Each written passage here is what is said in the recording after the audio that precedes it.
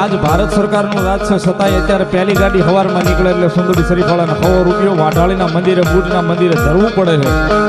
પછી રેલગાડી નાલી ઉપડે છે સાહેબ આજની તારીખમાં પણ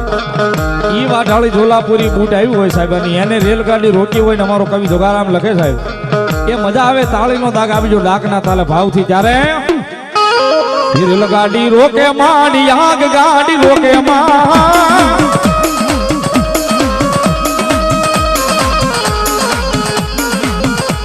રેલગાડી રોકે માડી આગ ગાડી રોકે માં રોકે માં રોકે માં